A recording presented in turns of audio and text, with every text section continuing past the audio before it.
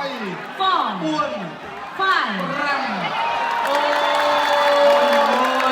បានទូទៅញាក់មកហើយអារយ័តនេះគេមកឲ្យទឹកមកពុនចិត្តរបស់គេអារយ័តថាចូលក្រាក់ចូល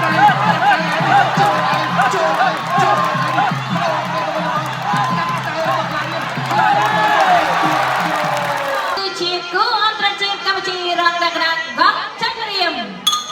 ទឹកទី1រ៉ាំពាន់ទឹកទី1រ៉ាំពាន់គូពិសេសគូអន្តរជាតិគូទី3បាទគូនេះបងប្អូនគិតថាអត់បានមកទឹកទេព្រោះខ្ញុំគិតថាគូនេះយ៉ាងតិចគឺ2ទឹកចូលបាទខាំខ្លារៀមអូយខាំខ្លារៀមបាទក្រោយពីលោកគ្រូដាក់ពីនេះជួយឃើញថាក្បាច់ល្អណាស់បាទគាត់មួយសិនរបស់ដាំយ៉ាលដាំយ៉ាលបៃក្រោមមួយបានម្ដាយដាំយ៉ាលហ្វាសាត់កន្លងរបស់អ៊ីរ៉ង់កំពុងมันសំខាន់ខ្លារៀមថាអត់បញ្ហាទេ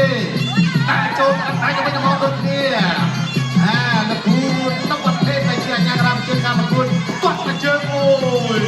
បាក់មកជើងគឺគុណណាស់លើកជង្គង់ទុកទាន់ញាក់ទៅញាក់មកហើយអារយ័តនេះគេមកឲ្យទឹកមកពុនចិត្តរបស់គេអារយ័តថាចូលក្រាក់ចូល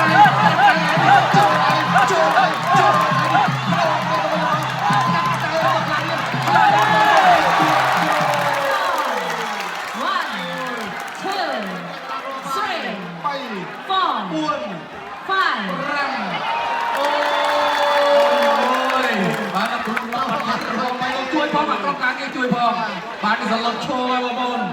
បាទខ្លាមរៀងស៊ីផុយនឹងមន់កសិកម្មបាទទស្សនារូបភាព slow motion បាទ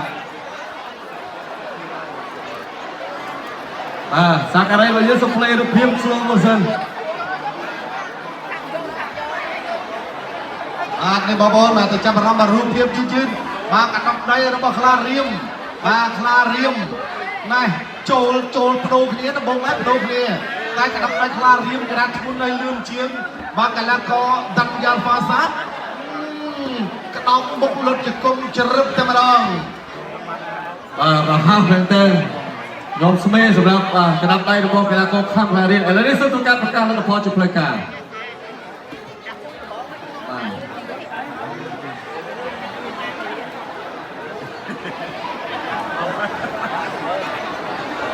បាទលោកគ្រូពេទ្យឥឡូវនេះកំពុងតែជួយសម្រួលកីឡាករអ៊ីរ៉ង់